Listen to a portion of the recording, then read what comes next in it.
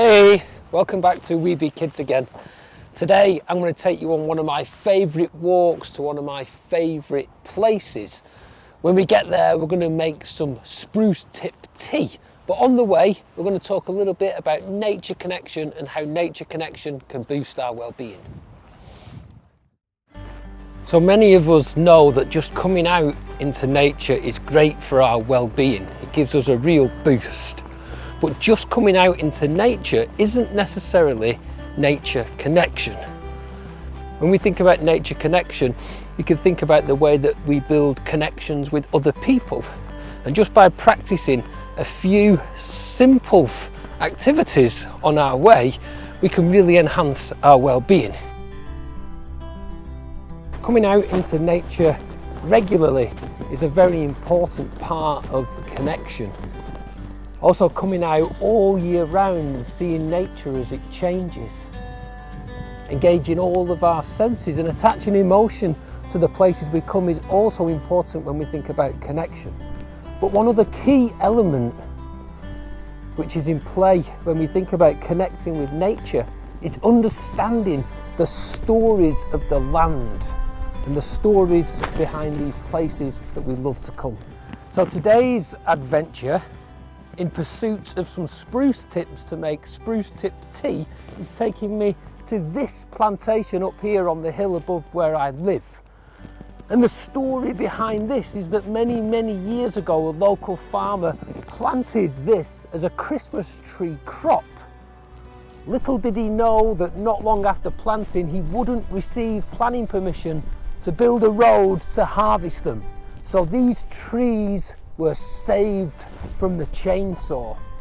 So seeing the places that we come in all seasons helps us to understand how everything is always changing and how nature is very dynamic. In the winter we came here and we sledged through the spruce trees, and now it's springtime and the tips of the trees are covered with these fluorescent green tips. And these tips are delicious and they are edible. And another way of connecting with nature is learning and understanding about the things that are in nature that can help us and that can heal us and that can provide us with nutrients as well. So with a few simple ingredients, we are going to make some spruce tip tea. So to make the spruce tip tea, all that I need is a cup,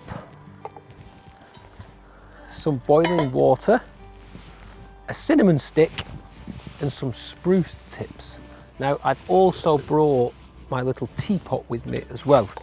So I'm just going to take a little strainer out of here and I'm just going to fill that up with fresh spruce tips from the tree behind me. It's important that you know how to identify the tree. In the spring, the freshly emerged tips are fluorescent green, making it easy to spot. It's important to be able to distinguish between a spruce and a fir. You can do this by looking closely at the needles. The spruce needles are attached individually to its branches.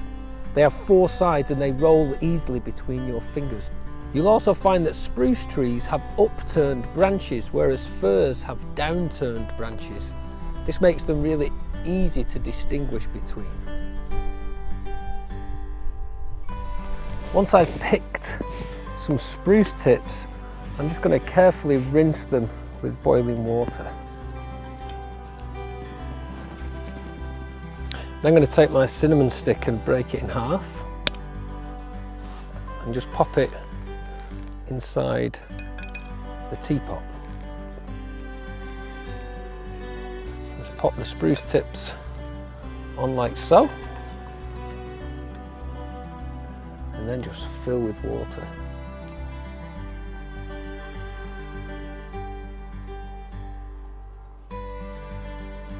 And that's all there is to it. Then we just pop the lid on and we give it 5 minutes to brew. Another important element of connecting with nature is attaching emotion to our experiences.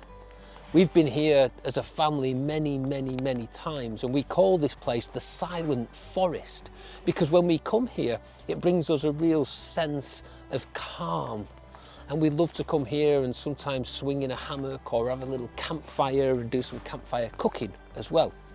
But I've had other emotions attached to this wood too.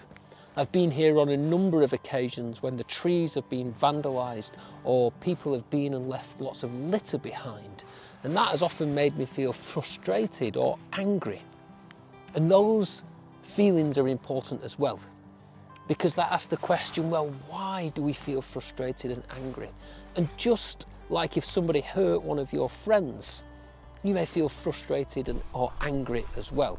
So sometimes we think that connecting emotion with nature needs to be positive and fluffy emotions, but it's okay to connect negative emotions as well, because they can sometimes lead to deeper introspection and a deeper understanding about our connection.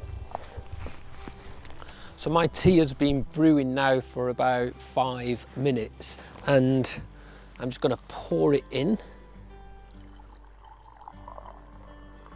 It's got that lovely, almost lime green tint to it. I'm just going to give it a try. It's delicious. The spruce has got almost like a citrus flavour to it, and then that classic cinnamon flavour just tops it off as well. So understanding the things that we can eat and the things that we can drink in nature is another form of nature connection as well. It's not too long ago since nature sustained all of our needs all the way through the seasons, and there is something deep within us which looks into nature for sustenance. So learning about the trees and the plants which can help us is really, really important. So next time you're out on your walk, try and make it a nature connection experience rather than a nature contact experience. And a few things that you can do to enhance your well-being and connect with nature are to understand the stories of the land where you live and where you walk and where you spend your time. To go there in all seasons and see the changes.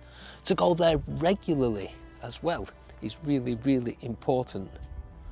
To learn about the plants and the trees and the animals that are there, and also to attach emotion to your experiences as well. All of these things will help you develop a deeper connection with nature and help boost your well-being. So thanks for joining me on this Nature Connection walk. I hope you enjoy your own spruce tea, and we look forward to seeing you again sometime soon at We Be Kids. Thanks for stopping by. Bye.